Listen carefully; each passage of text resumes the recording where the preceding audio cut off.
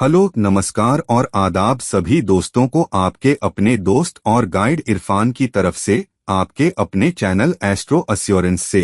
हम बहुत सारे वीडियोस कर रहे हैं, कोशिश कर रहे हैं कि भावों में ग्रहों की स्थिति को समझें और हमने नवांश में बहुत सारी प्लेसमेंट्स पर बात की है। तो हम नवांश में बहुत सारी प्लेसमेंट्स पर बात कर रहे थे, जहां हम धरकारक, आत्मकारक, अमात्यकारक की D9 चार्ट में बात कर रहे थे। हम ये भी बात कर रहे थे कि किसी डिवीजन चार्ट में लग्नेश की स्थिति उसी चार्ट के 12 भावों में कैसी होती है, और इसी सिलसिले में हमने D9 चार्ट के लग्नेश की 12 भावों में स्थिति को D1 चार्ट से जोड़कर भी देखा, और हमने D10 चार्ट यानी दशमांश चार्ट के लग्नेश की 12 भावों में स्थिति पर भी बात की। और मैंने D9 चार्ट में संयोग, कॉन्जंक्शंस कैसे देखें, इस पर भी एक वीडियो किया है। आज मैं ये बात करने वाला हूँ कि D10 चार्ट यानी दशमांश चार्ट में संयोग कैसे देखने चाहिए। D10 चार्ट में संयोग देखने का तरीका नवांश चार्ट से थोड़ा अलग है। वजह यह है कि नवांश सिर्फ जिंदगी के किसी एक पहलू के बारे में नहीं है, बल्कि नवांश जिंदगी के बहुत सारे पहलुओं को समेटे हुए है। इसलिए इसे D1 चार्ट के नजरिए से देखा जाता है, लेकिन अलग ढंग से। इसी तरह दूसरे डिवीजन चार्ट्स में संयोग को भी D1 चार्ट से जोड़कर देखना चाहिए, हालांकि उन्हें नवांश से थोड़ा अलग तरीके से देखा जाता है। तो जब आप नवांश में संयोग देखते हैं, मैंने उस पर एक वीडियो पहले ही किया है और कुछ चार्ट्स के उदाहरण भी दिए हैं, कृपया वो वीडियो जरूर देखें। इससे आपको D9 चार्ट यानी नवांश चार्ट में संयोग देखने का और भी गहरा अंदाजा होगा। आज बात करते हैं D10 चार्ट यानी दशमांश चार्ट में संयोग कैसे देखें। तो संयोग कैसे देखते हैं? मैं 12 भावों में से हर भाव में संयोग देखते हुए ये कोशिश करूंगा कि अलग अलग लग्न और ग्रहों के अलग अलग कॉम्बिनेशंस इस्तेमाल करूं, ताकि आपको अलग स्वाद मिले कि अलग अलग राशियों में लग्न होने पर क्या क्या नतीजे सामने आ सकते हैं। फिर मैंने इन कॉम्बिनेशंस में कुछ राजयोग और कुछ दोष भी डालने की कोशिश की है, ताकि D10 चार्ट के 12 भावों में संयोग कैसे काम करते हैं, इसका एक पूरा अंदाजा मिल सके और अलग अलग कॉम्बिनेशंस, अलग अलग परम्यूटेशंस, योग और दोष ये सब देख सकें। तो ये है मेरा अप्रोच। हालांकि इस वीडियो की शुरुआत में कृपया ये समझ लें कि D10 चार्ट या किसी भी डिवीजन चार्ट में संयोग असली संयोग नहीं होते, बल्कि वे छद्म संयोग, स्यूडो कॉन्जंक्शंस होते हैं। वजह यह है कि मान लीजिए आपका सूर्य आपके D1 चार्ट में लग्न में है और चंद्रमा आपके D1 चार्ट में छठे भाव में है, तो क्या आप कहेंगे कि ये संयुक्त हैं? आप कहेंगे कि नहीं, ये संयुक्त नहीं हैं। लेकिन किसी खास राशि के एक खास नवांश के एक खास हिस्से में होने की वजह से वे डिवीजन चार्ट में से किसी एक में एक साथ आ जाते हैं या एक साथ दिखाई देते हैं। तो अगर सूर्य और चंद्रमा D1 चार्ट में पहले और छठे भाव में हैं, लेकिन अब दशमांश चार्ट में एक साथ दिख रहे हैं, तो इसका मतलब ये नहीं कि वे संयुक्त हैं। इसका मतलब है कि ये एक छद्म संयोग है या ऊर्जाओं का एक तालमेल, सिनर्जी है, यानी उस खास भाव के क्षेत्र का परिणाम देने के लिए सूर्य और चंद्रमा दोनों की ऊर्जा का इस्तेमाल होगा। वे एक दूसरे को प्रभावित नहीं कर रहे, बल्कि दोनों ऊर्जाएं उस भाव के क्षेत्र को प्रभावित करेंगी। मिसाल के तौर पर आपकी लग्न कुंडली में किसी भाव में साथ बैठे शनि और चंद्रमा एक दूसरे को प्रभावित करते हैं, और इसलिए ये एक मजबूत विष दोष बन जाता है। लेकिन नवांश में अगर शनि और चंद्रमा साथ आए, तो ये मजबूत विष दोष नहीं है, बल्कि इसका मतलब है कि शनि भी उस खास भाव के क्षेत्र को प्रभावित करेगा और चंद्रमा भी उसी भाव के क्षेत्र को प्रभावित करेगा। हालांकि वे दोष नहीं बनेंगे, लेकिन चूंकि ये ऊर्जाएं एक दूसरे की विपरीत हैं, तो विष दोष का कुछ अंश आएगा, लेकिन दोष के तौर पर नहीं, बल्कि एक दूसरे की ऊर्जा के हस्तक्षेप और ओवरलैप के तौर पर। यह बहुत ही जरूरी बात है, कृपया इसे याद रखें, वरना आप नवांश में उच्च या नीच होना देखेंगे, नवांश में दोष योग देखेंगे, जो कि डिवीजन चार्ट्स में ऊर्जाओं के तालमेल को देखने का सही तरीका नहीं है। कृपया नोट करें कि संयोग आपको सिर्फ D1 चार्ट में देखने चाहिए, लेकिन डिवीजन चार्ट्स में सिर्फ ऊर्जाओं का तालमेल देखना है। तो चलिए D10 चार्ट यानी दशमांश चार्ट के 12 भावों में कूदते हैं और देखते हैं कि आपके चार्ट में आपके संयोग कहाँ हो सकते हैं, किस तरह से, कौन सी ऊर्जाएं एक साथ आ रही हैं और क्या क्या परिणाम हो सकते हैं। मान लीजिए कि आप मेष लग्न हैं या कोई और लग्न, लेकिन हम मेष लग्न को उदाहरण के तौर पर लेते हैं और आपके पहले भाव यानी लग्न में ही सूर्य और चंद्रमा हैं। तो इसे संयोग के तौर पर देखने की बजाय सूर्य और चंद्रमा की ऊर्जाएं एक साथ आ रही हैं। इसका मतलब है कि सूर्य की जवाबदेही, जिम्मेदारी और नेतृत्व की ऊर्जाएं आपके करियर में योगदान देंगी,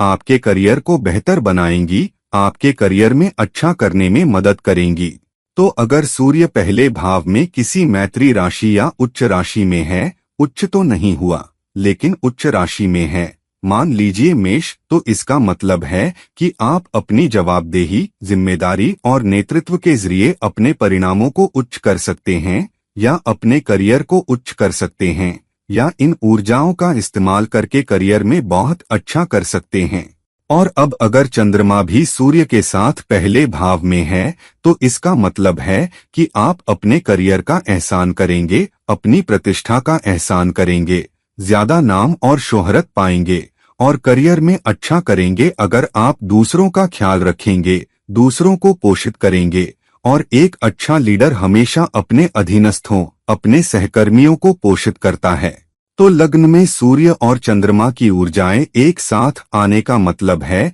कि आपके पास संभावना है, मौका है, अवसर है कि आप इन दोनों ऊर्जाओं का इस्तेमाल अपने नाम, प्रतिष्ठा, पद, उपाधि, सम्मान और काम में प्रतिष्ठा बढ़ाने के लिए कर सकते हैं। अब आप देख सकते हैं या जोड़ सकते हैं कि उस खास चार्ट में वे किस भाव के स्वामी हैं। तो इस खास कुंडली में सूर्य और चंद्रमा क्रमशः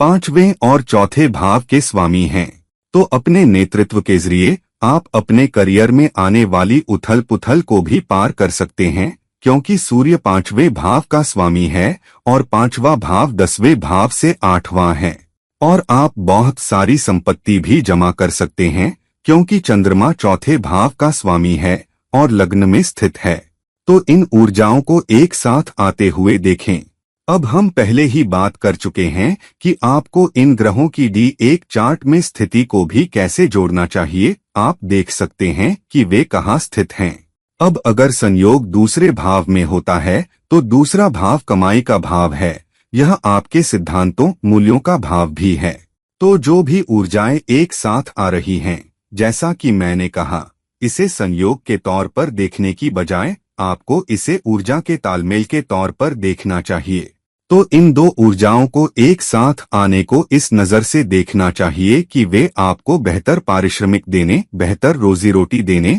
आपके करियर के जरिए, आपके काम के जरिए, न कि सिर्फ निवेशों के जरिए आपकी आमदनी बढ़ाने का अवसर दे रही हैं। तो अगर आपके बुध और मंगल एक साथ आ रहे हैं, तो इसका मतलब है कि विश्लेषणात्मक क्षमता के जरिए, तार्किक फैसले लेने की क्षमता के जरिए, अपनी शिक्षा का इस्तेमाल करने के जरिए, अपनी बुद्धि, अपने ज्ञान, अपनी सीख और अपनी इच्छा शक्ति जो मंगल दिखाता है, आपकी गोल ओरिएंटेशन, आपकी हर तरह की प्रतिस्पर्धा को पार करने की क्षमता, आपकी किलर फोकस, इन दोनों ऊर्जाओं का इस्तेमाल करके आपको अपने करियर में बहुत अच्छा करना चाहिए, बहुत अच्छा पारिश्रमिक पाना चाहिए, बहुत अच्छी रोजी रोटी पानी चाहिए, अपना बैंक बैलेंस बढ़ आना चाहिए और इन ऊर्जाओं का इस्तेमाल करके आपको अपने करियर में विशेष रूप से अपनी रोजी रोटी और आय से संबंधित मामलों में बढ़ना चाहिए। अब आपके D1 चार्ट में ये ग्रह जिन जिन भावों के स्वामी हैं,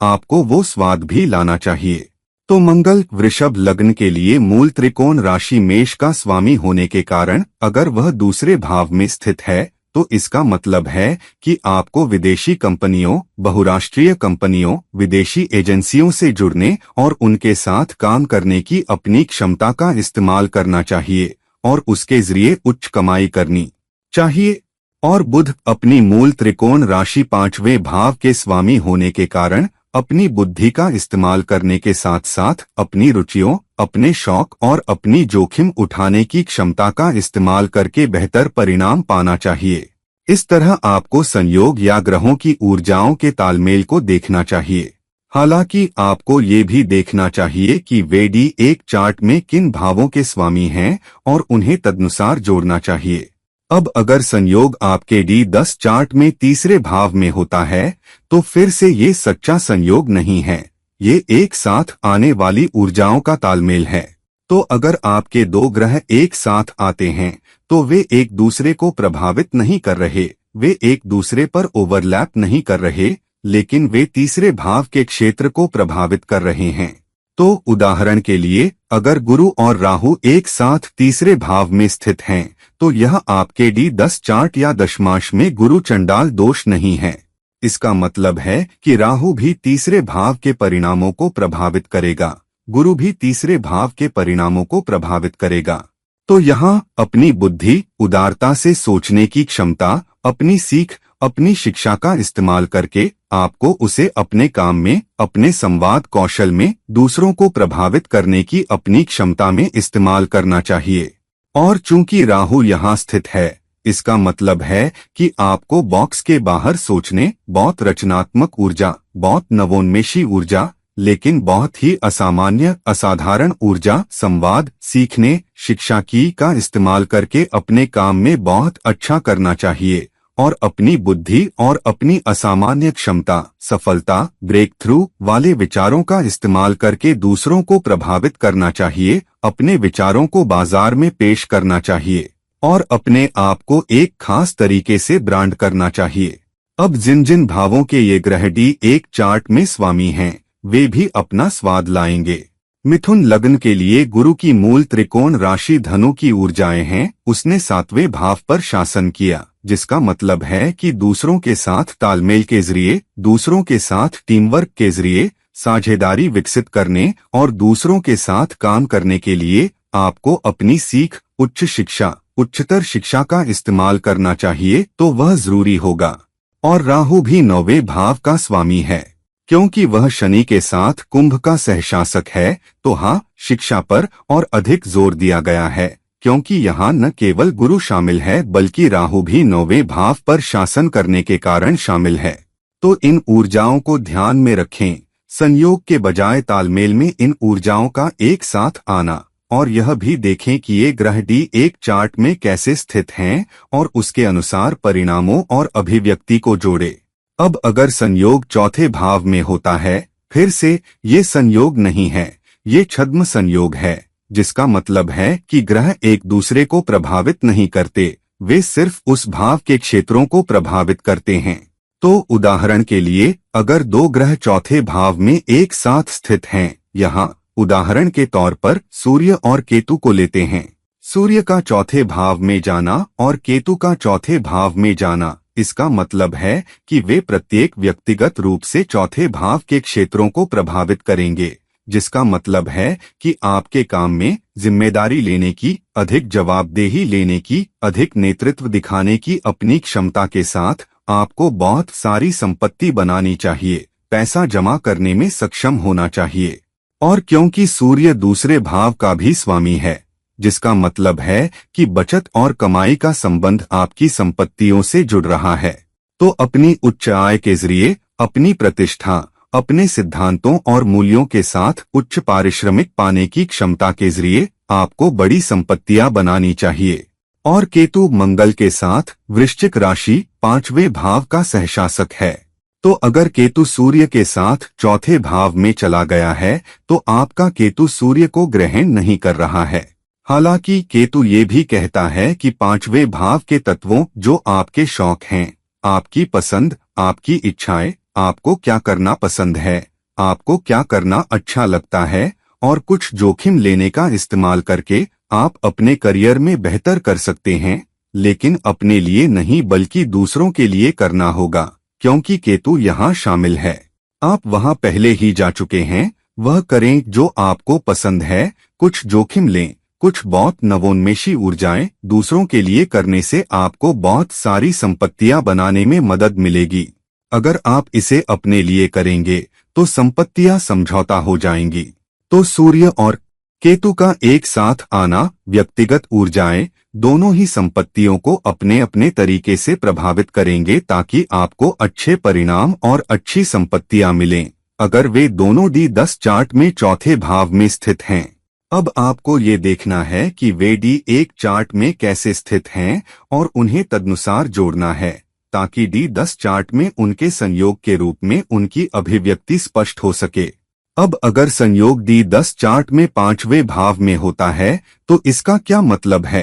पांचवें भाव के क्षेत्र जहां आपको अपने करियर में बहुत बेहतर करना चाहिए, जब आप जोखिम लेने को तैयार हों, जब आप बदलाव करने को तैयार हों, जब आप बदलाव के अवसरों की पहचान करें, क्योंकि पांचवा भाव 10वें भाव से 8वां है और आपको बाधाओं को पार करना चाहिए और जो आपको पसंद है, जो आपको अच्छा लगता है, उसे अपने काम में बेहतर करने की ऊर्जा के रूप में इस्तेमाल करना चाहिए, तो जोखिम लेने में संकोच न करें। अब आपके D10 चार्ट में पांचवें भाव में जो भी ग्रह तालमेल के रूप में, संयोग के रूप में एक साथ आ रहे हैं, वे जरूरी हैं। उदाहरण के लिए अगर मंगल और शुक्र एक साथ आ रहे हैं तो मंगल ऊर्जा क्या है? मंगल वह है जो आपको हर कीमत पर जाकर वह पाने की क्षमता देता है जो आप चाहते हैं, अपने लक्ष्यों को किलर इंस्टिंक्ट, उच्च प्रेरणा, सही फोकस के साथ प्राप्त करने के लिए। और यहाँ क्योंकि शुक्र भी स्थित है तो इसका मतलब है कि आप जो चाहते हैं उसे पाने के लिए भौतिक परिणाम, उच्च इच्छा शक्ति, मजबूत ऊर्जा के साथ। और क्योंकि शुक्र सिर्फ भौतिक परिणामों के बारे में ही नहीं है बल्कि रचनात्मकता के बारे में भी है, तो मंगल रचनात्मकता को बढ़ाएगा, अधिक रचनात्मक होने की ऊर्जा को, और अपनी रचनात्मकता के जरिए, अपने भौतिक दृष्टिकोण और अपनी किलर इंस्टिंक्ट के जरिए आपको बहुत अच्छा करना चाहिए और बहुत सारा लाभ कमाना चाहिए, क्योंकि पांचवा भाव आपके पुण्य, पूर्व पुण्य का भाव भी है और इसलिए यह एक अच्छी स्थिति है अगर मैत्री ग्रह पांचवें भाव में आ जाए, क्योंकि यह आपके पांचवें भाव से बेहतर लाभ पाने की क्षमता को बढ़ाएगा। अब जिन भावों पर वे D1 चार्ट में शासन करते हैं वे भी भूमिका निभाएंगे, क्योंकि मंगल ने मूल त्रिकोण राशि मेष की ऊर्जाओं पर शासन किया, तो सिंह लग्न के लिए मंगल 9वें भाव पर भी शासन करता है, जिसका मतलब है कि अपनी उच्च सीख, अपनी शैक्षिक योग्यता, अपने अनुभवात्मक ज्ञान, उच्च शिक्षा और अपने गुरुओं, अपने वरिष्ठों से सीख का इस्तेमाल करके आपको अपनी किलर इंस्टिंक्ट के जरिए अधिक भौतिक लाभ प्राप्त करने चाहिए। और आपके D1 चार्ट में शुक्र की मूल त्रिकोण राशि की ऊर्जाएं क्या हैं? वह तीसरे भाव की ऊर्जाएं हैं, जिसका मतलब है कि अपने स्वोद्यम, अपने प्रयास, अपने संवाद कौशल और अपनी किलर इंस्टिंक्ट के जरिए और अपने ज्ञान, अपनी सीख और अनुभवात्मक सीख का इस्तेमाल करके आपको बहुत बेहतर करना चाहिए और अधिक लाभ प्राप्त करना चाहिए। और राशि भी आपकी मदद करेगी, क्योंकि पांचवा भाव D10 चार्ट में ऊर्जाओं के तालमेल का भाव है, लेकिन यह भी ध्यान में रखें और उन्हें इस बात से जोड़ें कि आपके D1 चार्ट में मंगल और शुक्र कैसे स्थित हैं। अब अगर संयोग आपके D10 चार्ट या दशमांश चार्ट के छठे भाव में होता है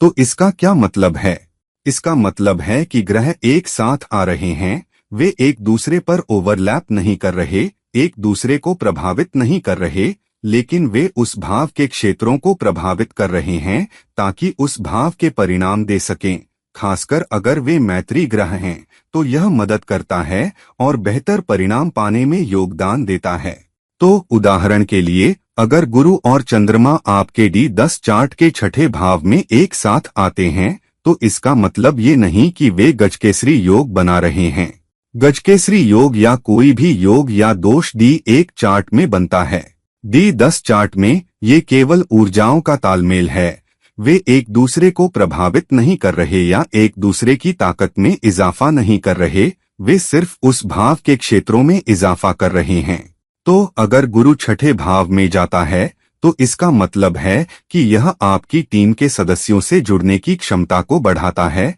यह आपकी टीम वर्क क्षेत्र में अच्छे परिणाम पाने की क्षमता को बढ़ाता है और अपने अधीनस्थों के साथ तालमेल बिठाने में, जब तक आप बुद्धि, उच्च सीख और अपने उच्च अनुभवों के साथ काम करते हैं। और अगर दूसरा ग्रह चंद्रमा है तो इसका मतलब है बहुत रचनात्मकता, बहुत नवोन्मेष और बहुत पोषण करने की क्षमता के साथ, लेकिन एक बहुत अच्छी समझ, सहानुभूतिपूर्ण स्वभाव के साथ। तो गुरु छठे भाव के क्षेत्रों में बेहतर सेवा में योगदान देता है और चंद्रमा उस क्षेत्र में योगदान देता है सहानुभूति, समझ, नवोन्मेष और रचनात्मकता के साथ उस सेवा को देने के लिए। अब D1 चार्ट में वे किन भावों के स्वामी हैं? खासकर मूल त्रिकोण राशि की ऊर्जाएं बहुत अहम भूमिका निभाती हैं। उदाहरण के लिए कन्या लग्न के लिए गुरु धनु की अपनी मूल त्रिकोण राशि ऊर्जाओं के जरिए चौथे भाव पर शासन करता है और छठे भाव में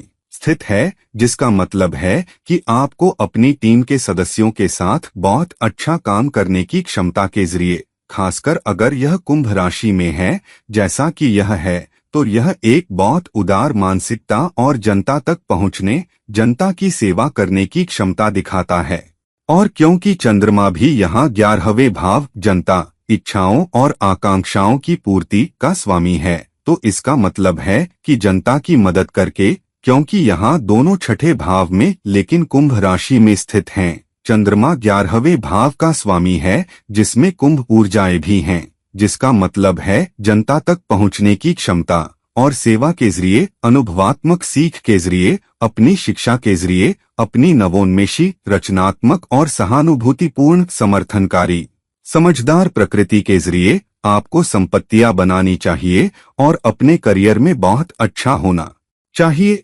आपको जनता तक पहुंचने और उनकी सेवा करने की अपनी क्षमता में उत्कृष्ट होना चाहिए। अब वे D1 चार्ट में कहाँ स्थित हैं? आपको D1 चार्ट में गुरु और चंद्रमा की स्थिति की अभिव्यक्ति को D10 चार्ट में उनकी स्थिति के साथ भी जोड़ना चाहिए। अब अगर आपके D10 चार्ट, दशमांश चार्ट में ऊर्जाओं का यह तालमेल या संयोग होता है, मान लीजिए 7वें भाव में, और मान लें कि यहाँ शामिल ग्रह शनि और बुध हैं, वे निश्चित रूप से एक दूसरे के मैत्री ग्रह हैं। तो हाँ, शनि का 7वें भाव में जाना और शनि की 7वें भाव में दिशा बल, डायरेक्शनल स्ट्रेंथ भी बहुत है। लेकिन ध्यान रखें, यहाँ यह अवराशि में जा रहा है जो नीचता भी दिखाता है। ऊर्जाएं दूसरों की सेवा करने की क्षमता के जरिए अपने प्रबंधकों, पर्यवेक्षकों, अधिकारियों के साथ काम करने की क्षमता के जरिए दिखाती हैं कि आपको बहुत अच्छा करना चाहिए।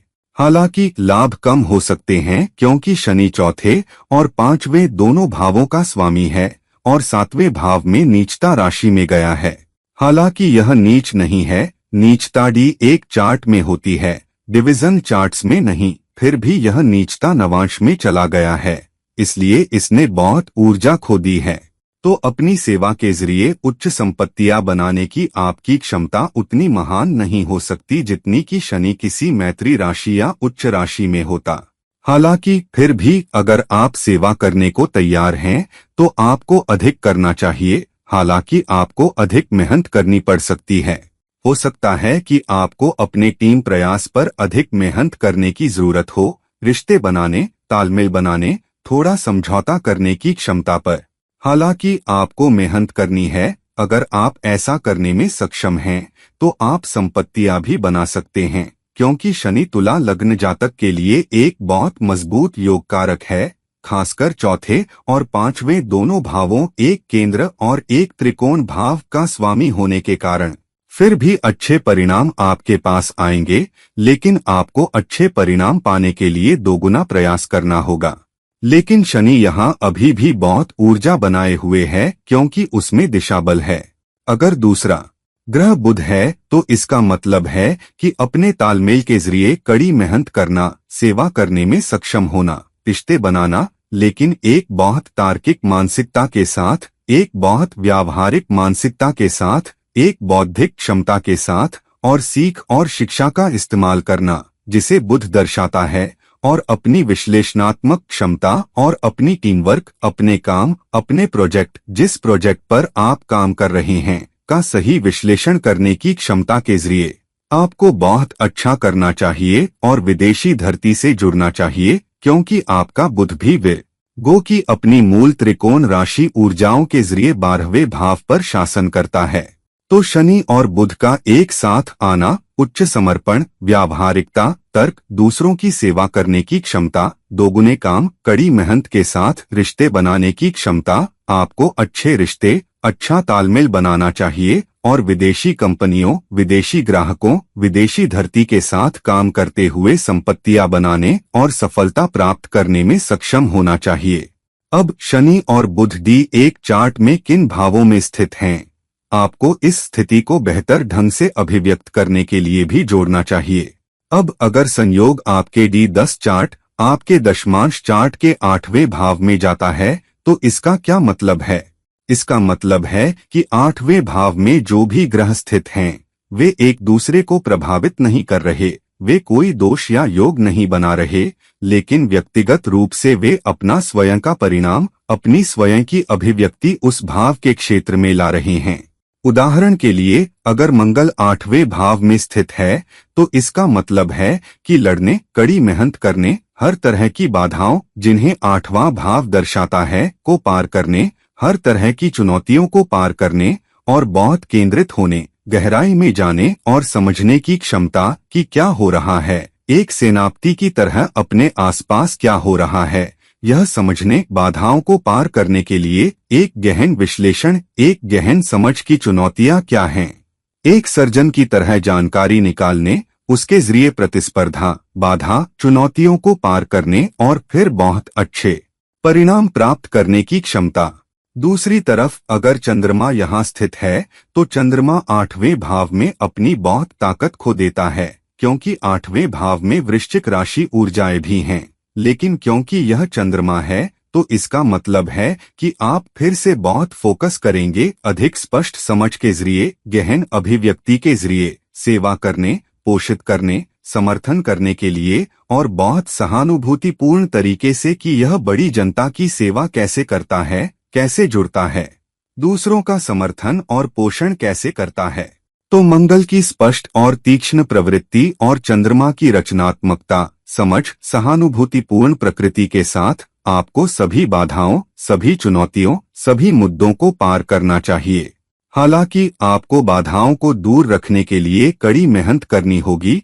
आपको चुनौतियों को नियंत्रण में रखने और उन्हें पार करने के लिए बहुत केंद्रित रहना होगा। हालांकि यह परिवर्तनों का एक मजबूत स्थान भी है, जहां आपके करियर में एक परिवर्तन होगा और केवल परिवर्तन के जरिए ही आपको अच्छा करना चाहिए। क्यों? क्योंकि यहाँ मंगल लग्न का भी स्वामी है, लेकिन क्योंकि मंगल की मूल त्रिकोण राशि ऊर्जाएं मेष राशि है, छठा भाव, जिसका यह भी मतलब है कि केवल एक सेवाउन्मुख मानसिकता और सेवा वाले हिस्से पर ध्यान केंद्रित करने से, न कि अपने लिए और बाधाओं और मुद्दों में दूसरों की मदद करने की क्षमता के साथ सेवा करने से, तभी आपको अच्छा करना चाहिए। और यहाँ चंद्रमा किस भाव का स्वामी है? चंद्रमा 9वें भाव का स्वामी है, जिसका मतलब है कि अपनी उच्च सीख, अपनी सहानुभूति, अपनी समझ और उच्च शिक्षा और उच्चतर शिक्षा का इस्तेमाल करके बेहतर करना, सहानुभूति के जरिए बेहतर पोषण करना,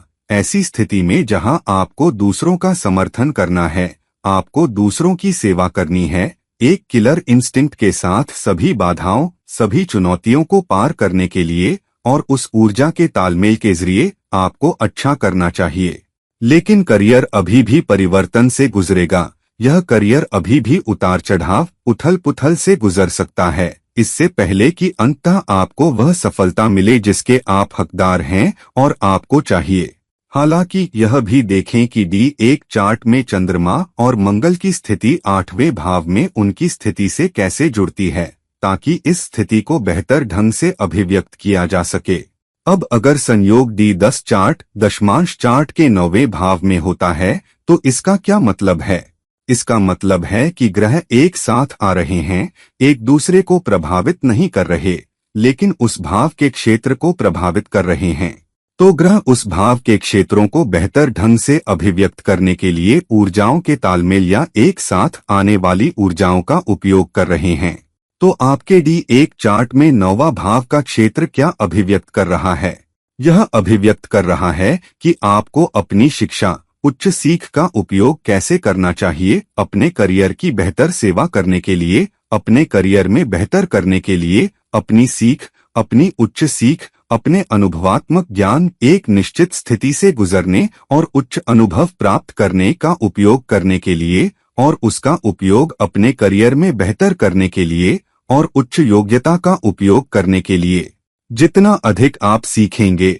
उतना ही बेहतर आप कर पाएंगे। तो अगर सूर्य यहाँ शामिल है तो आपको इसे बहुत जवाबदेही, जिम्मेदारी, नेतृत्व के साथ करना चाहिए, लेकिन बहुत प्रतिष्ठा के साथ, खासकर क्योंकि सूर्य भी यहाँ धनु लग्न जातक के लिए अपनी स्वयं की राशि सिंह में चला गया है, और बुध भी विर्गो की अपनी मूल त्रिकोण राशि ऊर्जाओं के जरिए आपके 10वें भाव पर शासन करता है। तो यह ऊर्जाओं का एक बहुत शक्तिशाली एक साथ आना है। यह वे एक साथ नहीं आ रहे हैं, यह ऊर्जाओं का तालमेल है, संयोग नहीं, जिसका मतलब है कि आपके करियर में एक विश्लेषणात्मक क्षमता के जरिए, एक बहुत व्यावहारिक दृष्टिकोण के जरिए, बौद्धिक दृष्टिकोण के जरिए, अपनी शिक्षा के जरिए, जिसके बुध भी कारक हैं, और गहन विश्लेषण के जरिए, और अपनी बुद्धि, नेतृत्व, जवाबदेही और प्रतिष्ठा का उपयोग करके आपको बहुत उच्च करना चाहिए। जिसका मतलब है कि जब तक आप अपनी उच्च सीख, अपने अनुभव, अपने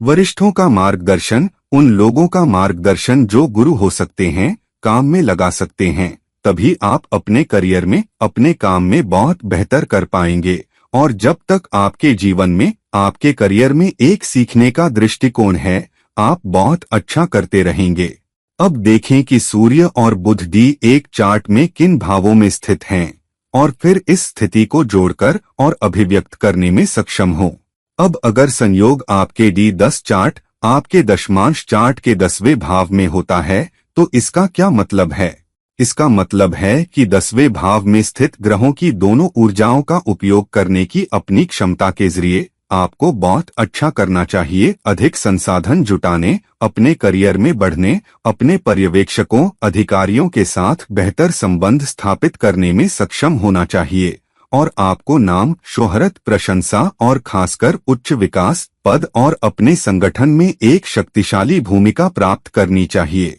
अब अगर शनि और राहु आपके D10 चार्ट में 10वें भाव में स्थित हैं, यहाँ मकर लग्न के लिए D10 चार्ट में, हालांकि उच्च, नीच या योग केवल D1 चार्ट में होते हैं, जिसका मतलब है कि यहाँ शनि वास्तव में उच्च नहीं है, लेकिन वह उच्च नवांश में चला गया है, जिसका मतलब है कि शनि अभी भी बहुत मजबूत है, बहुत शक्तिशाली है, हालांकि पूरी तरह से उच्च नहीं, लेकिन यह उच्च नवांश में जाने के कारण उच्च परिणाम देने के करीब आ सकता है। हालांकि यहाँ आपको कड़ी मेहनत करनी है, आपको बहुत सारे मुद्दों और चुनौतियों को पार करना होगा और धीरे धीरे अधिकारियों के साथ अपने संबंधों पर काम करना होगा, जैसा कि शनि दर्शाता है, लेकिन समर्पण, प्रतिबद्धता, दृढ़ता, धैर्य के साथ, समय के साथ आपको अच्छे परिणाम प्राप्त करने चाहिए। हालांकि शनि ने अपनी मूल त्रिकोण राशि ऊर्जाओं के जरिए दूसरे भाव पर भी शासन किया, जिसका मतलब है कि अगर आप ऐसा करने में सक्षम हैं, तो आपको उच्च आय, उच्च पारिश्रमिक भी मिलना चाहिए, लेकिन सिद्धांतों, मूल्यों, दृढ़ता, धैर्य और सही समय आने की प्रतीक्षा के साथ, वास्तव में स्वयं को उच्च करने के लिए, लेकिन पर्यवेक्षकों के साथ अच्छे संबंध, समर्पण, वफादारी और प्रतिबद्धता के साथ। लेकिन क्योंकि राहु भी यहाँ शामिल है, कुछ लोग इसे श्रापित दोष के रूप में देख सकते हैं, लेकिन फिर से दोष और संयोग उन डिवीजन चार्ट्स में सच्चे संयोग या दोष या योग नहीं हैं, यह छद्म संयोग है, यह छद्म दोष है। हाँ, राहु भी शनि के साथ कुंभ का सहशासक है, जिसका मतलब है कि बहुत नवोन्मेषी, बॉक्स के बाहर सोचने वाली, बॉक्स के बाहर रचनात्मकता, लेकिन एक बहुत मजबूत जुनून, सफल होने की तीव्र इच्छा के साथ, लेकिन धैर्य, दृढ़ता और वरिष्ठों और अधिकारियों के साथ काम करने की अपनी क्षमता के जरिए समय के साथ आपको उत्कृष्ट परिणाम प्राप्त करने चाहिए। हालांकि चुनौतियां अभी भी बनी रहेंगी, हालांकि यह सच्चा श्रापित दोष नहीं है। कुछ चुनौतियां, कुछ मुद्दे आएंगे जहां शनि धीरे चलना चाहता है, आपको अधिक धैर्यवान बनना चाहता है। राहु आपको अच्छे और त्वरित परिणाम प्राप्त करने के लिए धकेल रहा है। तो यहाँ किसी को धैर्य और दृढ़ता सीखनी होगी, न कि चुनौतियों में जल्दबाजी करना, ताकि समय के साथ अच्छे परिणाम प्राप्त हो सकें। अब राहु और शनि D1 चार्ट में कहाँ स्थित हैं? यह बहुत जरूरी है। कृपया देखें कि वे D1 चार्ट की स्थिति से कैसे जुड़ते हैं ताकि इस स्थिति को बेहतर ढंग से अभिव्यक्त किया जा सके।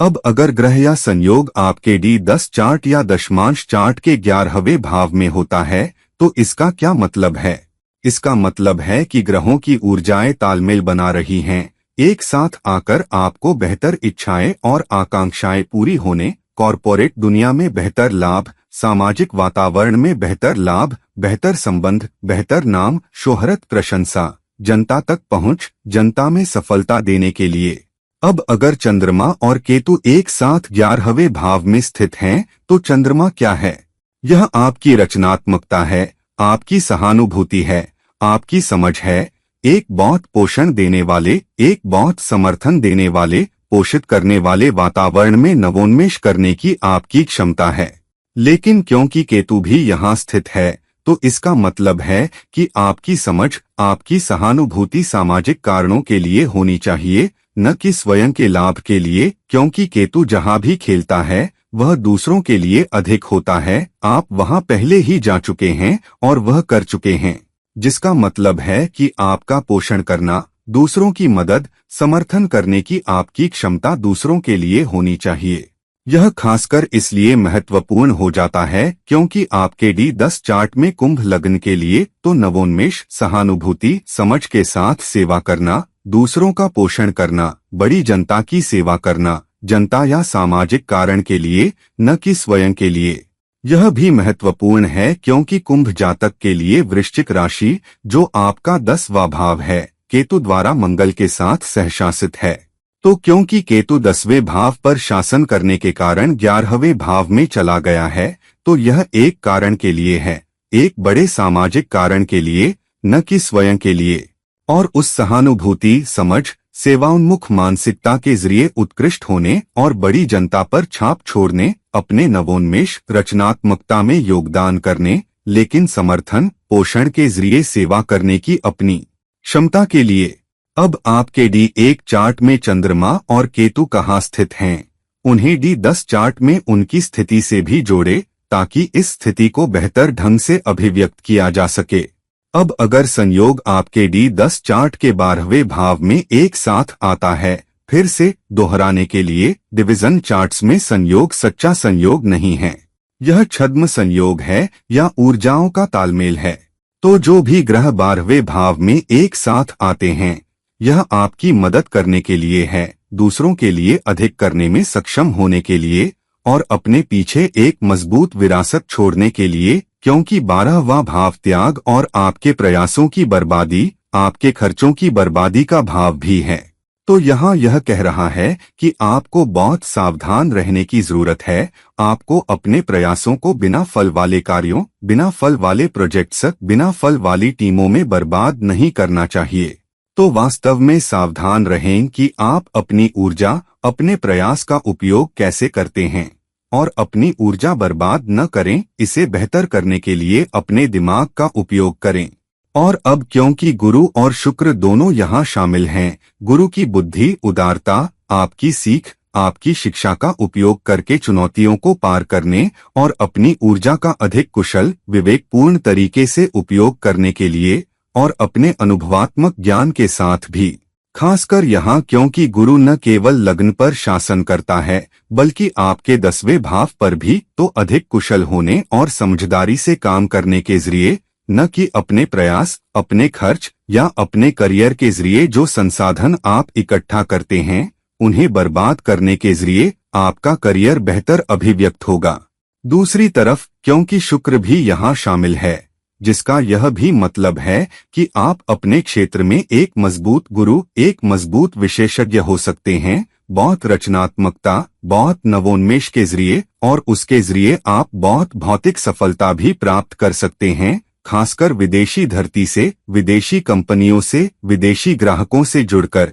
लेकिन आप यह बाधाओं, चुनौतियों को पार करके कर पाएंगे, जिन्हें तुला की मूल त्रिकोण राशि ऊर्जाएं, जिन पर शुक्र लग्न के रूप में शासन करता है, दर्शाती हैं। तो अपनी उच्च सीख, अनुभव, अपनी शिक्षा अपने विवेकपूर्ण कुशल स्वभाव का उपयोग करके बाधाओं और चुनौतियों को पार करके भौतिक रूप से लाभ प्राप्त करने के लिए यह वित्त से जुड़ा हो सकता है, कंप्यूटर से जुड़ा हो सकता है, बैंकिंग उद्योगों से भी जुड़ा हो सकता है और उसके जरिए विदेशी कंपनियों से भी बेहतर लाभ प्राप्त करने में सक्षम होना। अब देखें कि गुरु और शुक्र D1 चार्ट में अपनी स्थिति से कैसे जुड़ते हैं ताकि इस स्थिति को बेहतर ढंग से अभिव्यक्त किया जा सके। तो दोस्त, अब हमने देखा कि आपके D10 चार्ट में अलग अलग भावों में अलग अलग तरह के संयोग कैसे काम कर सकते हैं। वास्तव में हमने सभी 12 अलग अलग राशियों का भी उपयोग करने की कोशिश की है और अधिक से अधिक संयोजनों का भी, ग्रहों का एक साथ आना या एक छद्म संयोग या एक छद्म ऊर्जा या एक तालमेल, ताकि कुछ परिणामों को अभिव्यक्त किया जा सके। तो कृपया देखें कि D10 चार्ट में संयोग कैसे काम कर रहे हैं उन ग्रहों के जरिए जहां वे D1 चार्ट में स्थित हैं, और फिर यह देखने में सक्षम हो क्या D10 चार्ट में उनसे जुड़े कोई दोष हैं, क्या D1 चार्ट में उनसे जुड़े कोई दोष या योग हैं, क्या वे नीच, दहन, ग्रहण हैं, और तदनुसार D10 चार्ट में ऊर्जाओं की अधिक स्पष्ट समझ रखने में सक्षम हो ताकि उनका उपयोग कर सकें और उन्हें एक अच्छे करियर, एक स्थिर करियर और एक लंबे समय तक चलने वाले करियर के लिए सर्वोत्तम रूप से अभिव्यक्त कर सकें। तो दोस्त, इस वीडियो को लाइक करें, इस वीडियो को शेयर करें और अगर आप मुझसे व्यक्तिगत परामर्श लेना चाहते हैं तो कृपया मुझसे संपर्क करें, लिंक नीचे दिए गए हैं। किसी और समय तक, किसी और वीडियो में। ये है आपका दोस्त और गाइड इरफान, साइनिंग ऑफ। नमस्कार, धन्यवाद।